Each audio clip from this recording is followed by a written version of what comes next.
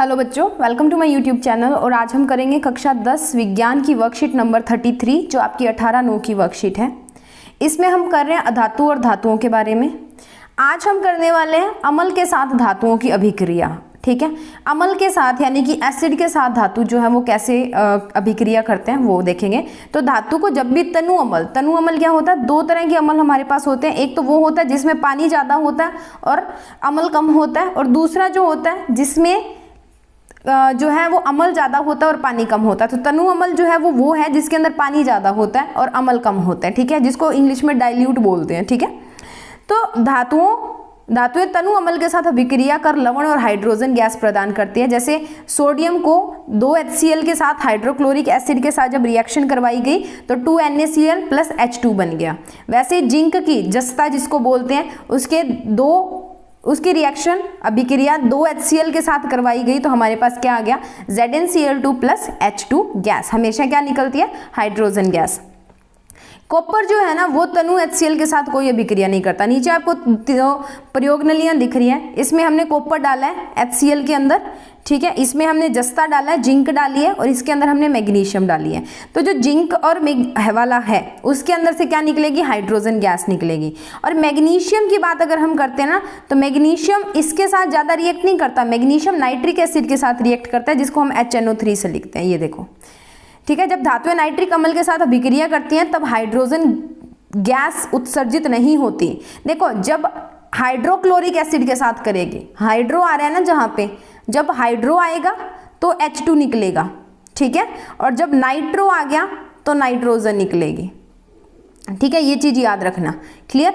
तो क्योंकि ये HNO3 एक प्रबल ऑक्सीकारिक होता है। ऑक्सीकारिक मतलब जो ऑक्सीजन को किसी के साथ लगा के भेज देता है। तो वो क्या करता है, जो हमारी हाइड्रोजन निकली है ना उसके साथ उस ऑक्सीजन लगा देगा, H2 के साथ प्लस O2 और लगा देगा। ठीक है, तो वो हमारा 2H2O बन जाता है। ठीक है, ये क्या बन जाता है, 2H2O। तो ये हाइड्रोजन का पानी बना देगा और खुद क्या करेगा, नाइट्रोजन की ऑक्साइड बना लेगा, जैसे N2O, NO और NO2। ठीक है, लेकिन मैग्नीशियम और मैग्नीज के अंदर तनु HNO3 के साथ अभिक्रिया कर अति तनु मतलब बहुत ज़्यादा, ठीक है, कर H2 गैस उत्सर्जित करता है। यानी कि अब ये करेगा क्योंकि अति तनु है, पानी की मात्रा बहुत ज़्यादा हो गई, तो मैग्नीशियम जो है वो रिएक्ट किया 2HNO3 के साथ, तो MgNO3 magnesium nitrate plus hydrogen gas बनाई। वैसे ही मैग्नीज जो है वो रिएक्ट किया तो manganese nitrate plus H2 gas जो है वो रिलीज हो गई। ठीक है, उसके बाद में देखो अन्य धातु लवणों के विलयन के साथ धातुएं कैसे अभिक्रिया करती हैं। यानी कि एक धातु का दूसरी धातु के घोल के साथ हमने जो है वो रिएक्शन करवानी है, अभिक्रिया करवानी है। तो जब भी धातु A है उसकी अभिक्रिया कराते हैं धातु B के लवण विलयन के साथ, यानी कि सॉल्ट वाला, लवण वाला, नमक वाला जो होता है। ठीक है, तो क्या बनेगा, A का लवण विलयन बनेगा और धातु B बाहर निकल जाएगी। जैसे आपको नीचे दिया हुआ है, आयरन यानी कि लोहे का Fe + CuSO4 कॉपर सल्फेट के साथ करवाया, उसके सॉल्यूशन के साथ, घोल के साथ, तो हमारे पास बना FeSO4 + Cus। ठीक है, वैसे ही कॉपर का अगर हम सिल्वर नाइट्रेट के साथ करवाते हैं तो कॉपर नाइट्रेट और सिल्वर बनते हैं। ठीक है, सभी धातुएं जो है वो एक समान रूप से अभिक्रियाशील नहीं होती, यानी कि सभी धातुओं के पास समान रूप से वो प्रतिक्रिया नहीं करती हैं, अलग अलग रूप से प्रतिक्रिया करती हैं। नीचे आपको 2 प्रयोग नलियां दिख रही हैं। एक प्रयोग नली जो ये आपको इधर वाली दिख रही है, इसमें हमने कॉपर सल्फेट का विलयन डाला और उसके अंदर लोहे की कील डालती है। ठीक है, तो उसके बाद में क्या हुआ कि ये लोहे की कील क्या करती है, अब जो लोहा है वो क्या करेगा, इसका सल्फेट चुरा लेगा। लोहा क्या कर लेता है, इसका सल्फेट चुरा लेता है। क्यों चुराता है वो हम आगे पढ़ेंगे। और खुद उस सल्फेट के साथ आयरन सल्फेट बना लेगा और उस आयरन सल्फेट का रंग जो होता है वो फीका पीला सा होता है। ठीक है, जो आपको इधर दिख रहा है, और तांबे की तार बन जाती है। तो दूसरी परख नली में देखो तांबे की तार है और आयरन सल्फेट है। जब हम जो कॉपर सल्फेट है उसके अंदर परख नली में लोहे की कील डालेंगे तो जो उसका नीला रंग है ना वो खत्म होना शुरू हो जाएगा, हल्का नीला रंग। पर जब आप आयरन सल्फेट के अंदर तांबे की तार डाल देते हो ना तो कुछ नहीं होता, रंग वैसा ही रहता है। क्यों, वो हम देखते हैं क्यों रहता है। तो उसका रीज़न है ये सक्रियता श्रेणी। सक्रियता श्रेणी पे मैंने एक वीडियो बनाई है इससे पहले, आप उसको मैं लिंक दे दूंगी डिस्क्रिप्शन के अंदर, आप उसको वहाँ पे जाके देख लेना। उसको याद करने की एक ट्रिक बताई है, वो ट्रिक आप देख लेना। ठीक है, अब यहाँ पे है कि सक्रियता श्रेणी वह सूची है जिसमें धातुओं की क्रियाशीलता अवरोही क्रम में मतलब घटते क्रम में लगाई जाती है। ठीक है, अब देखो सबसे पहले है पोटाशियम। सबसे ज़्यादा क्रियाशील जो होता है, अभिक्रियाशील, वो होता है पोटाशियम। उसके बाद में सोडियम, फिर कैल्शियम, फिर मैग्नीज, फिर एल्युमिनियम, फिर जिंक, फिर आयरन, फिर लेड आता है, फिर हाइड्रोजन, फिर कॉपर, फिर मरकरी, फिर सिल्वर और फिर गोल्ड आता है। ठीक है, सबसे कम जो क्रियाशील है, अभिक्रियाशील, वो कौन है? गोल्ड है, सोना है। अब देखो मैग्नीशियम से लेके जब तक हम लेड पे आए हैं, सीसा पे आए हैं, मैग्नीशियम से लेके सीसा तक, ठीक है, तो यहाँ तक धातु अम्ल के साथ जो है वो अभिक्रिया करती हैं।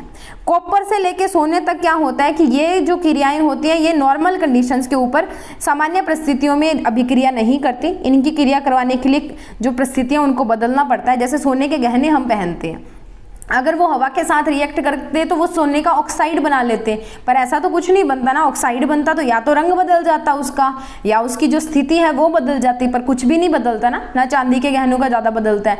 तो ये दोनों रिएक्ट नहीं करते, ये सबसे कम अभिक्रियाशील होते हैं। जबकि जिंक, एल्युमिनियम, मैग्नीशियम और कैल्शियम आदि धातुएं आसानी से ऑक्साइड बनाती हैं। हाइड्रोजन एक नॉन मेटल है, हाइड्रोजन एक अधातु है, फिर भी हमने इसको इसमें रखा है। क्यों? क्योंकि ये तुलना करने में मदद करता है जो हमारे मेटल्स होते हैं उनकी। ठीक है, तो उसके बाद में बात करते हैं बच्चे इसके प्रश्नों की। जो है 1 बाय 1 डिस्कस कर लेते हैं इसके प्रश्न। टोटल 4 प्रश्न हमें दिए हैं, तो चलते हैं प्रश्नों के ऊपर। पहला क्वेश्चन है, तनु हाइड्रोक्लोरिक अम्ल को अभिक्रियाशील धातु से मिलाने से कौन सी गैस उत्पन्न होती है? जस्ते की तनु हाइड्रोक्लोरिक अम्ल के साथ होने वाली अभिक्रिया लिखिए। तो जब कोई अभिक्रियाशील धातु को तनु हाइड्रोक्लोरिक अम्ल में डाला जाता है तो कौन सी गैस निकलती है? Hydrogen gas. और जस्ता यानी कि जिंक जिसको बोला जाता है, उसकी रिएक्शन होती है Zn+2 HCl, क्या बनाएगा? ZnCl2 और H2। ये आपको जो एरो दिख रही है इसका मतलब है हाइड्रोजन गैस जो है वो रिलीज होके जा रही है, बाहर निकल रही है। ठीक है, दूसरा क्वेश्चन है, क्या होता है जब कॉपर ना, ये अलग अलग है, यहाँ पे कॉम है, कॉपर सिल्वर नाइट्रेट के घोल के साथ अभिक्रिया करता है। यानी कि तब क्या होगा, जब कॉपर जो है वो सिल्वर नाइट्रेट के घोल के साथ, सिल्वर नाइट्रेट के सॉल्यूशन के साथ रिएक्शन करेगा, अभिक्रिया करेगा। तो जब कॉपर धातु को सिल्वर नाइट्रेट के घोल में डुबोया जाता है तो कॉपर के सिल्वर से ज़्यादा अभिक्रियाशील होने के कारण सिल्वर नाइट्रेट से सिल्वर को विस्थापित कर देता है और कॉपर नाइट्रेट बना लेता है। हमें पता है, हमने अभी किया था अभिक्रियाशीलता की या प्रतिक्रिया की जो एक लिस्ट की थी हमने, सबसे ज़्यादा अभिक्रियाशील कौन है और सबसे कम कौन है। ठीक है, तो उसके अनुसार अगर हम देखते हैं तो कॉपर जो वो सिल्वर से ज़्यादा अभिक्रियाशील है। इसके कारण वो क्या करेगा, आपको पता है कि ज़्यादा अभिक्रियाशील कम अभिक्रियाशील को निकाल देता है। ठीक है, ज़्यादा जो ताकतवर होता है वो कमज़ोर को निकाल देता है और उसकी जगह पे खुद बैठ जाता है और खुद जाके उसने CuNO3 बना लिया और सिल्वर को बाहर निकाल दिया, Ag को बाहर निकाल दिया। ठीक है, तो उसके बाद में है 2AgNO3 + Cu, क्या बनाएगा? CuNO3 + 2Ag। ठीक है, उसके बाद में हमारे पास कॉपर सल्फेट का विलयन लोहे के बर्तन में रखा गया है। कुछ दिनों के बाद लोहे के बर्तन में बहुत छेद हो गए हैं, यहाँ पे छेद लिखा नहीं गया, आप लिख लेना, छेद हो गए हैं। तो जो अभिक्रिया हुई है उसका समीकरण हमने लिखना है। ठीक है, तो तांबे की तुलना में अधिक अभिक्रियाशील होने के कारण, अब तांबे से लोहा ज़्यादा अभिक्रियाशील है, इसीलिए वो तांबे को क्या कर देता है? विस्थापित कर देता है और लोह सल्फेट का निर्माण करेगा। यह विस्थापन प्रतिक्रिया का एक उदाहरण है। ठीक है, यहाँ पे बच्चे थोड़ा सा सही कर लेना, कुछ दिनों बाद लोहे के बर्तन में बहुत छेद हो गए हैं, जो अभिक्रिया हुई है। ठीक है, उसका समीकरण लिखिए। भी है, नहीं है, हुई है, उसका समीकरण लिखना है। तो समीकरण कैसे आएगा? कॉपर सल्फेट के अंदर क्या होगा कि तांबे की तुलना में जो है लोहा, तांबे की तुलना में अधिक क्रियाशील होने के कारण लोहा तांबे को क्या करेगा? विस्थापित कर देगा, खुद सल्फेट के साथ जाके बैठ जाएगा और लोह सल्फेट जो है उसका निर्माण करेगा। तो उसमें क्या हुआ? FeS + CuSO4 aqueous. ठीक है, उसके बाद में हमारे पास आता है FeSO4 बनेगा और Cu बनेगा। ठीक है, SO4 आपने ऐसे लिखना है। ठीक है, ऐसे पैर में आना चाहिए। ओके, तो इसी के कारण क्या होते हैं, उसके अंदर छेद होने शुरू हो जाते हैं लोहे के बर्तन के अंदर। ठीक है, अब अगर क्वेश्चन नंबर 4 की बात हम करते हैं, इस सारणी का प्रयोग कर धातु A, B, C और D के संबंध में निम्न प्रश्नों के उत्तर दीजिए। पहला है, सबसे अधिक अभिक्रियाशील धातु कौन सी है? तो हमारे पास क्या है ना, देखो बेटा, एक टेबल दिया हुआ है आपको आपकी वर्कशीट में, वो मैंने यहाँ पे नहीं डाला पर उत्तर मैंने डाल दिया, प्रश्न भी मैंने डाल दिया। ठीक है, तो उस वर्कशीट के अंदर जो हमें दिया हुआ है उस टेबल के अंदर, उसके अनुसार आपने उत्तर देने हैं। तो पहला वो पूछ रहा है कि सबसे अधिक अभिक्रियाशील धातु कौन है? तो बी जो है वो सबसे अधिक, सर्वाधिक बोल सकते हैं अभिक्रियाशील धातु है, क्योंकि कोई अन्य धातु जो है FeSO4 में से धातु को विस्थापित नहीं कर चुकी है, ठीक है। किसी ने भी उसको जो है विस्थापित नहीं किया है, सिर्फ बी धातु जो है उसने विस्थापित किया है, ठीक है। विस्थापित कौन करता है? अधिक क्रियाशील धातु कम क्रियाशील धातु को विस्थापित कर देती है, ठीक है। या कम अभिक्रियाशील धातु जो है उसको ज़्यादा अभिक्रियाशील धातु जो है वो विस्थापित कर देती है, ठीक है। उसके बाद में है दूसरा, कॉपर धातु बी को कॉपर सल्फेट के विलयन में डाला जाए तो क्या होगा? धातु बी सर्वाधिक अभिक्रियाशील है, इसीलिए यदि धातु जो है को कॉपर 2 के सल्फेट में डाला जाए, सल्फेट के विलयन में डाला जाए, तो यह कॉपर को उसके विलयन से विस्थापित कर देगा और विलयन का रंग नीला रंग फीका पड़ जाएगा, ठीक है। अब क्या है, जैसे हमने देखा था कि जब लोहे की कील हमने उस परख नली में डाली थी, ठीक है, लोहे की कील जब हम परख नली में डालते हैं तो जो नीला रंग होता है कॉपर सल्फेट का वो हल्का होना शुरू हो जाता है। उसके बाद में क्या हो जाता है, हमारे पास जो है आयरन सल्फेट बन जाता है जिसका हल्का क्रीम सा रंग होता है, चमड़ी जैसा सा हल्का सा रंग होता है, ठीक है। उसके बाद में धातुएं ए बी सी और डी को अभिक्रियाशीलता के घटते क्रम में जो है व्यवस्थित करना है। तो सबसे ज़्यादा क्रियाशील है बी, उसके बाद में ए, उसके बाद में सी और उसके बाद में डी, ठीक है। तो ये थी हमारी आज की वर्कशीट। ये है क्वेश्चन नंबर 4, आप यहाँ से इसको देख लें। उत्तर मैंने सारे लिखे हुए हैं, वो आप टेबल अपने आप बना लेना, ठीक है। उसके बाद में बात करते हैं क्वेश्चन नंबर 3, ये रहा, ये है क्वेश्चन नंबर 2 और ये है हमारा क्वेश्चन नंबर 1। इसी के साथ हमारी वर्कशीट यहाँ पे खत्म होती है।